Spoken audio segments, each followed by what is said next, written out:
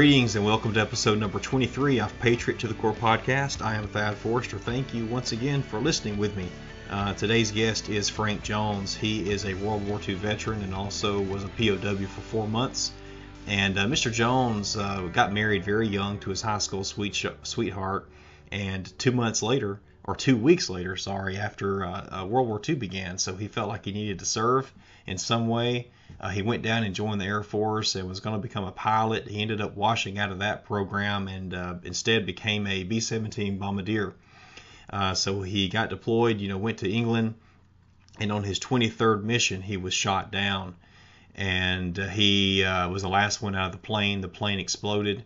He ended up, he parachuted safely down, got a sprained ankle, but that was about it. And he also lost his hearing from that explosion. It kind of miraculously came back while he was a prisoner. A door was slammed, and it just somehow his hearing came back. So that was an interesting story. But I asked him a few questions about what he did while he was in prison, and he said, well, I was an officer, so we didn't do that much. The enlisted guys had to go out on work detail, but us officers, we sat around, we had a volleyball net, we played some, we could listen to the radio, so we kind of knew what was going on with the war. And then I said, well, how did you survive the walk? They had to walk to Munich, about 100 POWs, mostly they were Americans. And this was in February, so I knew they didn't give them any special equipment or clothing to wear during that. And he said, well, we just dealt with it. I know he slept in a pig pen one night to help keep warm. And he said one day there were some German couples that ran out and brought them some pots of sauerkraut. And of course the prisoners just laid into that. They just grabbed it with their hands and started eating until the German guards and soldiers saw what was going on, and they quickly put an end to it. They fired their guns above the heads of those German couples providing the kraut. So that ended that. I also asked him what the reunion was like with his family after he came home. And his wife had moved back in with her parents, and so he took a cab to their home, got out, she ran outside, saw him, and then she ran back in the house. She ended up coming back out. She, I know that's kind of irrational, but it's very emotional. After all, she had been told that his plane had been shot down, so he was officially missing in action, even though most people believed he was dead. Although his wife never believed, at least maybe after the first few seconds of shock, she didn't believe that he was dead. And but so anyway, he said that she felt like something was going to happen to him again. That's why she turned around and ran back in the house, frightened. But they ended up just a sweet reunion. He said he could have just hugged the daylights out of her. She was so beautiful. And I said, well, did you look much different? Did that scare her? Did you lose a lot of weight? He said, no, I may have been just a little bit skinnier, but not much. So we had a great talk. This is one of the last few remaining members of the greatest generation. And I hope you enjoy hearing from Mr. Jones today. And if you do, please go to iTunes and rate the podcast and share it. All right. Well, Mr. Jones, thank you for joining me on Patriot to the Core podcast. It's great having you as a guest. I wanted to start and ask you what circumstances led to you joining the military. Well, like I told you, 2 weeks after my wife and I got married, the war broke out, and I thought I better do my duty to the country and went down and joined the Air Force. It took them 15 months to call me into active duty. The Army, Navy, and Marine complained about this big manpower pool that nobody was using, so they called us in and sent us to college for 4 months. And we started our basic training, and then we went to Santa Ana, California to be classified. We were pilot, bombardier, and navigator. And we took several tests there, and then in much we'd be involved with the Norden bomb site that was very secretive those days. It was very accurate, too. So the FBI had to interview us pretty thoroughly, and usually the cadets are in there about a half hour or more being interviewed, and they called me in, and he said, "Cadet Jones, I see you're from Salt Lake City." I said, "Yes, sir." He says, "Are you a Mormon?" I said, "Yes, sir." He said, "That'll be all, thank you." And I come out, the fellows couldn't understand why it only took about 15 minutes or less to interview me. And then from there, they called me in, and when you take the test, you list what you like to be, pilot, bombardier, navigator. And they called me in and said, "Cadet, what do you want to be, pilot, bombardier, or navigator?" And I said, "Well, whatever I qualified best for." You got flight pay if you were in the Air Force, and I was a married man, so I was interested in that too. And they said, "Well, you qualified for all three of them. What do you want?" So I took pilot training and went from there down to Tucson, Arizona, and took my pilot training, and I soloed and everything. And my instructor was afraid of spins, and he took me through a couple of spins. And then after I'd soloed, I tried a couple of them too. You pull your stick back and kick the right rudder, and you go to the right, and then you reverse it to recover. And on my 35th check ride, this colonel says, "Cadet, give me a 2-turn spin to the right." So I kicked the right rudder and pulled back the stick and recovered, and we went around 6 times rather than 2. Was he talking to you over the radio? Oh, yes. Okay. Well, he's right there with me. Oh, he was with you. Okay. Oh, yeah, he's in the back seat there. He said, "Cadet, land this ship." And, of course, he washed me out of pilot training. I went back to Santa Ana and started out on my Bombardier navigation course. Then from there we took a lot of my training at Buckley Field, Colorado, California. And then when I finished that and got my commission, they sent me to Nebraska, and all the pilots, bombardiers, navigators, gunners, and all were sent there together, and they made a crew out of you. And then from there, we went to Rapid City, South Dakota, to get our final combat training. Then after about 3 months there, we got our orders to go overseas. Is this the stuff you want to hear? But we took off for our destination, and we had to have our orders sealed in a letter, and we couldn't open them until we got about 10 miles high in the air, and it told us whether we were going to the South Pacific or to England. Of course, we went to England, and we landed in England. I was in the 725th Bomb Squadron, and that was B-17 heavy bombardment. And from there we flew our missions. Our very first mission was to Leipzig, Germany. It's kind of deep in, and we started a bomb run, and there's a big blast of flak in the left of us, and a little later a big blast on the right. And I thought, boy, these gunners are really off. And all of a sudden they filled the gap there. We got shot up pretty bad, and we lost about 5 of our planes there, and we dropped our bombs and went on home. And the next morning, as we go to our briefing early in the morning, what our next mission was, it was back to Leipzig, Germany again, because we'd missed our target. So that was kind of thrilling. But we did hit the target that time, and they had certain missions they called shuttle bombing. You'd take off from England and bomb Germany, and land in Russia. Russia was our ally then. So the target was pretty deep in Germany. And we got shot at pretty badly over the target and lost one engine. So we had to drop out of our formation, and our fighter escort says, "Oh, I'm sorry, big brother, but we can't fly that slow. You're on your own."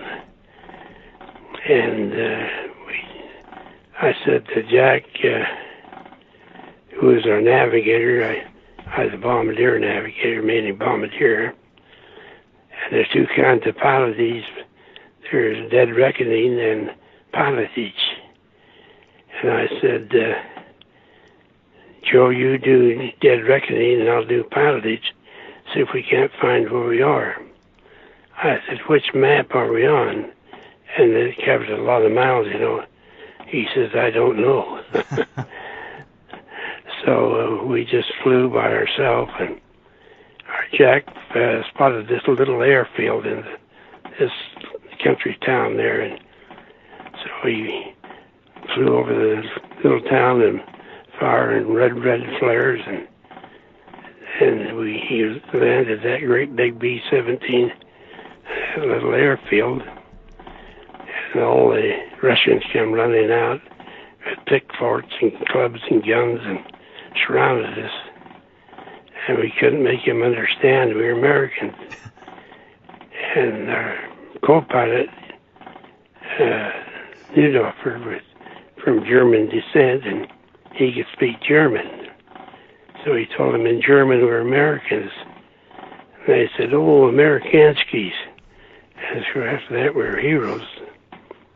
They took us in and had a big banquet that night for us, and there'd be a toast for Roosevelt, toast for Stalin, toast for Churchill, you know. And, you know, vodka looks just like water.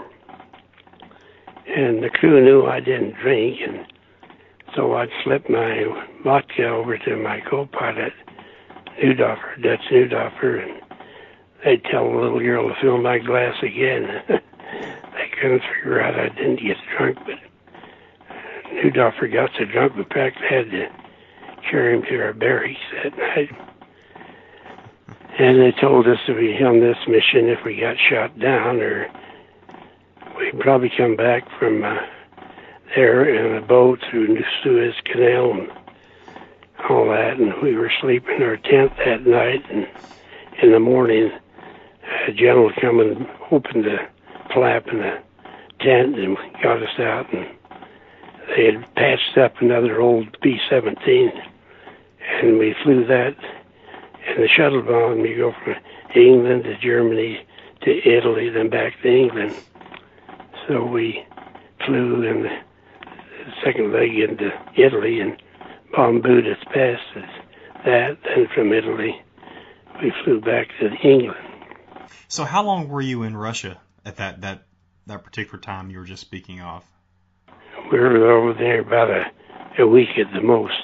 Okay, so when you were landing, you had no idea where you were, right? So what was going through your head? Oh, that's for sure. What were you thinking as you were preparing to land? Well, we was hoping that Jack had landed in that little tiny field, that big B-17. So he did, and we got surrounded by the Russians, and then they found out who we were, and we were Amerikanskis, we were heroes.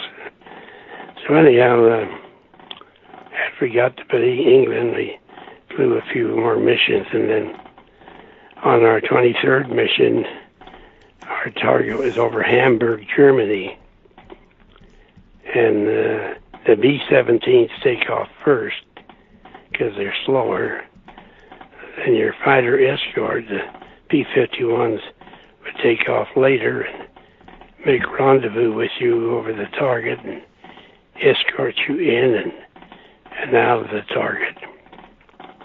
Well, they never did show up that morning. We made a couple extra circles out over the North Sea, and they never did show up, so we went in on our bomb run and dropped our bombs, and the Germans jumped us. and they set us on fire.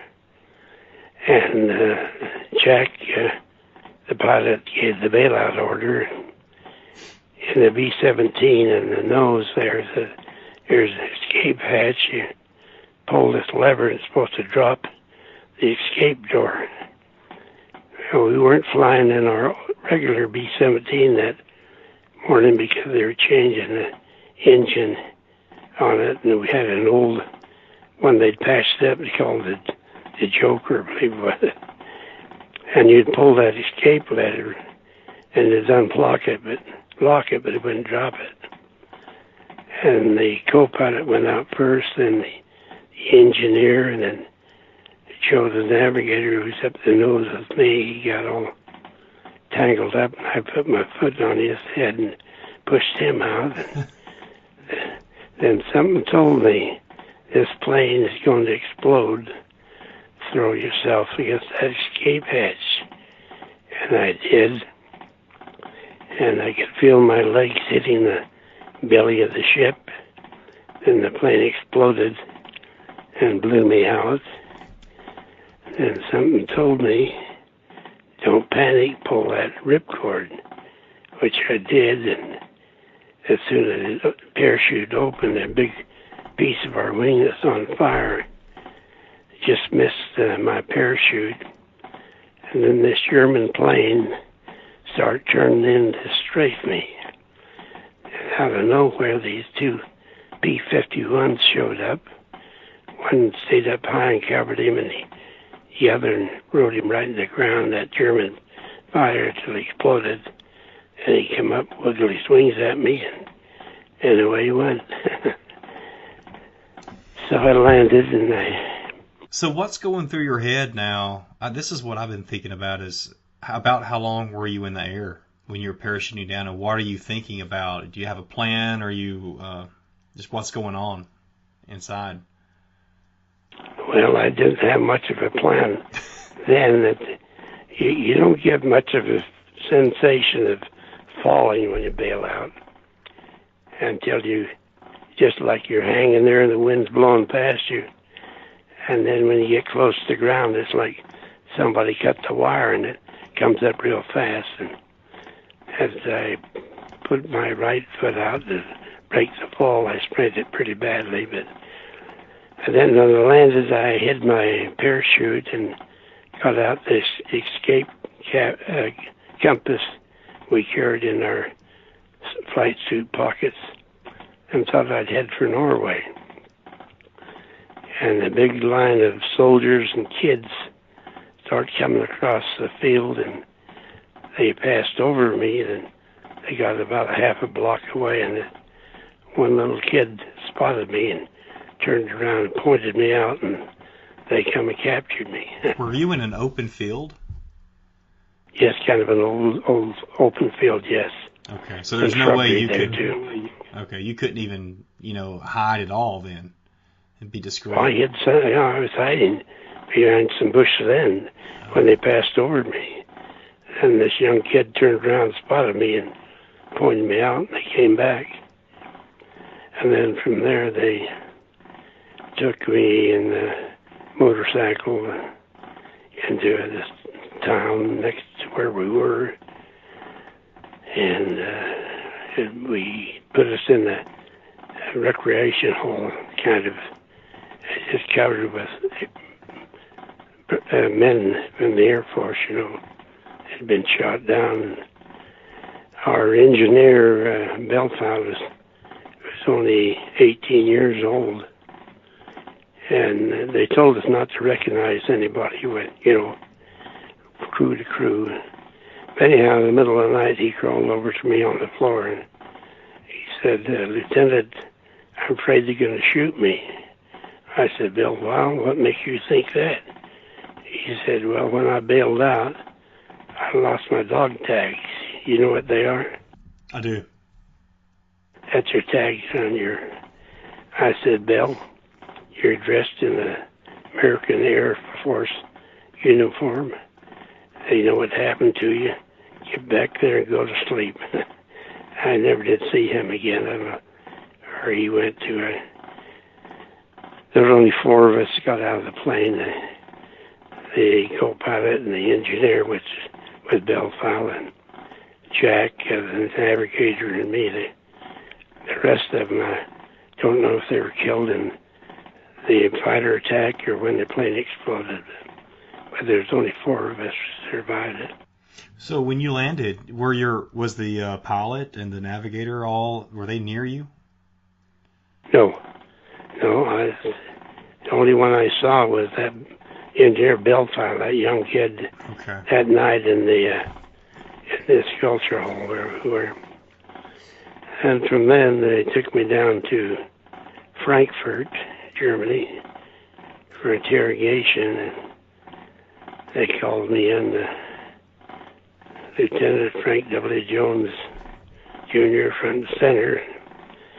I went in there, and this German colonel that interviewed me was very intelligent. He could speak perfect English. And he said, "Lieutenant, is there anything I can do for you?" And I said, "Yeah, I'd like a drink of water." I think they took us down there in the boxcar on the train, and he got me a nice drink of water, and then he pulled out a form for me to fill out, all about my bomb squadron, our targets, and all that. And they told us if we got captured, you just tell them your name, rank, and serial number. I said, "I'm Frank W. Jones, Jr. My serial number is 077-2058. And he said, "Well, come on now, Lieutenant, you want to play games with me? I can do that too." And I said, "I'm Frank W. Jones, Jr. My serial number is 077-2058. He said, "Well, I'm going to throw you in solitary confinement. And you'll be begging to talk to me next time we get together." So he put me in solitary confinement, and when I landed, I could hear, but it's like you were talking to me through a big long tube, That's from the explosion. And the last thing I could hear, and I was in solitary confinement after a few weeks, is I'd clink to the top of my water bottle, clink, clink, and then I couldn't hear it at all.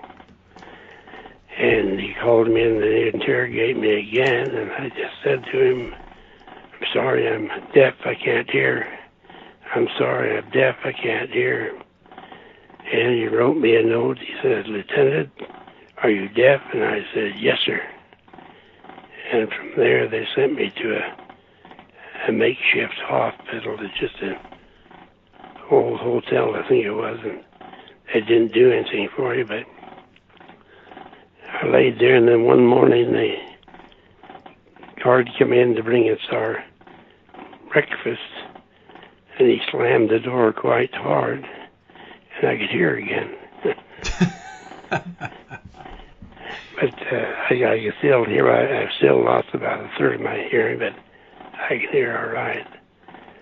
And then from then, they took us down to Nuremberg, where our prisoner of war camp was, and it right close to a marshalling yard. And it was kind of scary. The British bombed at night. They thought it was safer, and of course we did in the daytime. And, let's see, if we're 4th of July fireworks, why you should be there then. They come over there and they have the big spotlights and the anti-aircraft guns bursting and all that. But anyhow, General Patton, you've heard of him, old Blood and Guts? Definitely. Well, his army got close to us there in Nuremberg, and they marched us down to Munich, southern Germany. In fact, it was kind of a cold Groundhog Day. We were on the march, then. So you're walking? And then yes. About how many miles was it? Well, from Nuremberg to Munich, it's whatever it is, it's several miles. And and they'd bed us down in a farmyard, you know. And I slept in a pig pen that night. But anyhow, finally we reached our POW camp in Munich there, and we had mostly soup for our meal, and maybe some bread that looked like made out of sawdust. And anyhow, one morning I was sitting in my bunk with a buddy, and I said the soup had these little yellow gun bonds of beans in it. I said, "What's that little black spot on the beans?" He says, "Jones, don't you know?" I said, "No." He said, "Well, pick one out and squeeze it." So I did, and the weevil popped out. So I picked all my beans out with the black spot. I didn't have any more soup left, so I put them back in and ate them. I guess you got some good protein from that. Yes, I guess so. So anyhow, one morning, later, P-51s come over and strafe the area around the camp, and then our tanks showed up, and they had quite a battle over the area. And I looked to the west, and I could see a small town west of Munich, and the American flag went up.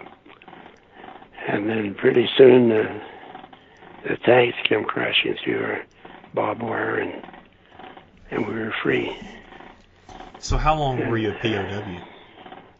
I was just 4 months. I was shot down the last day in January, and I liberated on my wife's birthday, April the 29th. And yeah, this is our guard. You ever watch Hogan's Heroes? I used to. I don't remember much about it, though. You remember that sergeant that's kind of a clown for German? Well, our guard did much like him, but anyhow, I was up all the guards were marching them out. He says, "You tell them I was good to you." We said, "Never knew you." So I don't know whatever happened to him, but so were they good to you? I mean, how did they treat you? Well, it was cold and hungry. Other than that, I guess it was all right. Well, I was talking to Stan Staley, who was another POW there in Germany. He was in Frankfurt, I believe, and he said they took their clothes every night from them. So he had nothing but he was naked, just had a blanket. Did they do that to you? No, they didn't. No, our barracks weren't very flash or anything, but no, they didn't do that to us. No. But anyhow, then they took us up to an airfield and flew us over to France, and then from France we took a boat back to the United States. And when I got home, they sent the married men with their wives to Santa Monica, California for rest and recuperation. And my little wife and I got to go there, and I was supposed to be assigned, go to Texas eventually and be reassigned, but while we was over there, we were downtown walking with my wife and I, and everybody started to scream and shout and hooray and hurrah, and the Japanese surrendered. So from there I come back home. That's about my story. Well, so did you have any communication with your family or with anyone outside the camp while you were a prisoner?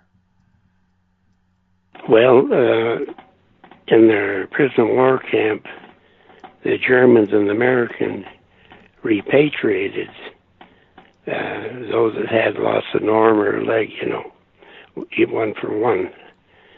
And this one fellow in our POW camp, Richard Radlinger, I think his name was, had lost an arm, and he was going to be repatriated, and the Red Cross used to give a bunch of cigarettes every once in a while, you know. And of course I didn't smoke, and I saved them, and Richard was a heavy smoker, and I said, Richard, if you do me a favor, I'll give you all these cigarettes. And he said, what do you want, Lieutenant? And I said, if you call my wife when you get back in the States and tell her that we were in the same POW camp and that I was all right. And I gave him the cigarettes, and he called her when he got in the States. So did she know that you had been shot down? Oh, yes. Okay. Yes, the Air Force lets you know. You get the letter or whatever it is, telegram, yes. So were you missing in action, or what did they classify you as? Missing in action. Okay. And a little part of this story is my friend that I lived within the block there in Logan, Utah, and we played together all the time. He was in the air transport, and he and his buddies flew up to our camp to see us one weekend, and they told him, didn't you know that Lieutenant Jones's plane was shot down and it exploded and there were no survivors? And he thought he better write his folks so they could tell my folks. He just lived a block away at Skimpute. And my little wife she lived in Salt Lake with her parents, with our son. And she was up visiting my folks that Sunday, and they came down, read that letter to my folks. And my dad says that my wife, Eileen, went all to pieces. They went out into the kitchen and crying, sobbing. And then a few minutes she came back in and said, no, Frank's alive. Just before I went over, we both had our patriarchal blessing. And she said, in Frank's patriarchal blessing, it said he'll return. So that was a comfort to her. Yeah. Yeah, faithful woman. How did your dad take it? Well, he was very pleased too when she said about that patriarchal blessing that we had, you know. That we were pretty sure it's God, I'm sure when they first read that letter to him. That was my mother. But that's about the story. Well, how did you hold up mentally while you were a prisoner? Well, I told you a couple of times that something told me to do this and do that. The rest of it, the plane was being shot down. I just felt the Lord was watching over me. I really sincerely did. They had me speak at the Kiwanis Club Boys State a couple of years ago. And of course they had a bunch of young men there. Some were LDS, some were other religion. But I told them about my experience, but I told them I felt, I still feel today, the only reason we won the war is because the Lord is on our side. The Germans had better tanks, had better anti-aircraft, better airplane, but still we won the war. So that's the way I felt about it too. Interesting. Well, so your life since, did you get out of the military, or what was your career like after you got home and after you took your little vacation to California? Well, I was working for Safeway stores, and I went back to Safeway stores and spent the rest of my time with them. I I got out of the military. Well, I signed up for the reserve, but I didn't want to be transferred all over the country. But they did call me up for the Korean War. I was in the reserve, and they gave me tests and everything. And they called me and asked the exams, and I had to go to Portland, Oregon. They said, "Lieutenant, we don't want you for flight duty. We don't want you for ground duty." And I thought, "Buddy, you're not breaking my heart." But when I got back to Safeway, I served up there in Logan.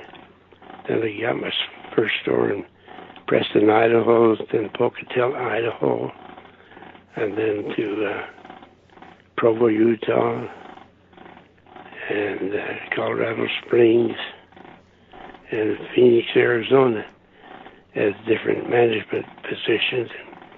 So I traveled more with Safeway than I would have if I'd stayed in the military.